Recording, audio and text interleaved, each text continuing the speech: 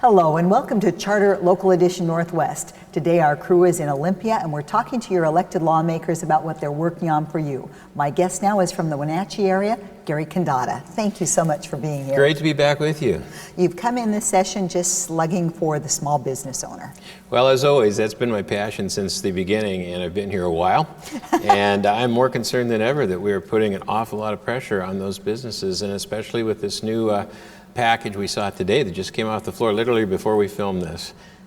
Tell us more about that. What concerns you in that package? Well, it's a stacking effect of a couple of things. We're going to be facing on July 1st another minimum wage increase. There was a substantial increase due to an initiative, as you know.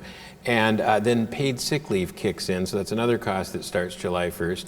We're negotiating a paid family leave package here, which looks like it will cost the employer as well. That kicks in on July 1st. And then this package that we saw today would include a 20% surcharge increase in the B&O tax, which is among the highest business taxes in the United States already. Now, they do give some breaks to the little guys at $250,000 and down, but those folks don't usually have employees. And what we're talking about is the cost of labor going up so high. You're going to see some jobs shed. We're already seeing it. The first minimum wage increase, we saw restaurants laying off people. In our area, we've seen a definite effect of just that first minimum wage increase, and now more is coming and more programs on top of that. So the cost of doing business is becoming amongst the highest in the United States.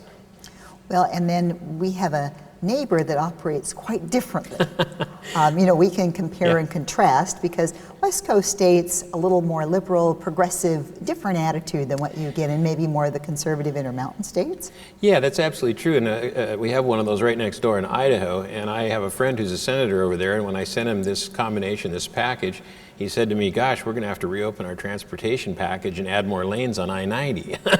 And I said, well, that's probably true because they are actually looking at cutting taxes. They have 3 different bills on the floor that would cut taxes. We are looking at one of the largest increases in history here. As a matter of fact, this budget that was just voted out is a 17% increase over the prior budget. We cannot find another budget that has ever increased by that amount. And in the out year beyond that, it would be another 15% increase. So in effect, we would add $20 billion to the budget in just 8 years. And to put that in context, the whole budget was $20 billion in the year 2000, which wasn't that long ago. So for the average taxpayer, for the viewer at home, what does this mean as far as their expenses and how much more they'll be paying? And where would those costs come from if this goes through as it's proposed? Well, the business community will have to try to pass as much of this on as possible, so obviously prices will go up. There was a calculation, I don't know how accurate, I heard on the floor today, that the initial package itself would be $700 to $1,000 per person. So a family of 4 would pay $4,000 more a year in taxes just based on this one program. That is just unacceptable to families, especially in our area, which is a very low to middle income area. So we're putting an awful lot of pressure on the taxpayer. Now, there's a lot of spending things that are nice. We got big salary increases for state employees, big salary increases for teachers. Okay, but somebody has to pay for it. And the problem is in this state, business tends to pick up the lion's share of the taxes. They provide over 50% of the revenue. And if you start to crush that golden goose, you're going to have problems going out. I don't think this budget's sustainable with those kind of increases. I really don't. We could be into a huge deficit situation in just a few years. So now, this has been talked about on and off for years, but has never come into reality. Some people talk about a state income tax, and there's great opposition to that. This session, where is that discussion sitting? Well, there is a type of income tax in this package. It's a capital gains tax, which truly is an income tax, and it's questionable whether that would pass muster at the constitutional level. So that is in the package. It's pretty substantial.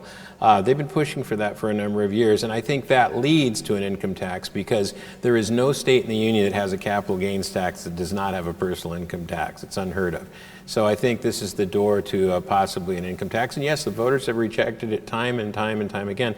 You know, this tax system, frankly, has been very good to the state in terms of growth and in terms of being consistent. Even in the downturn, we didn't see as much of a downturn as other states did. So the system has not been, it's been very reliable, it's been very consistent. The problem is it is a little bit business heavy, and you got to be careful not to push that too far, and I think that's what we're on the verge of right now, is putting it over the edge. So we've got some more work to do, but this is the beginning. This is the second budget out, third budget with the governor's budget. It'll be negotiated, and frankly, I think in the end we'll have a much, hopefully, saner approach to this and something a little bit more compact. We certainly can live with the 3.2 additional billion, and that's right, 3.2 additional billion dollars in just additional revenue.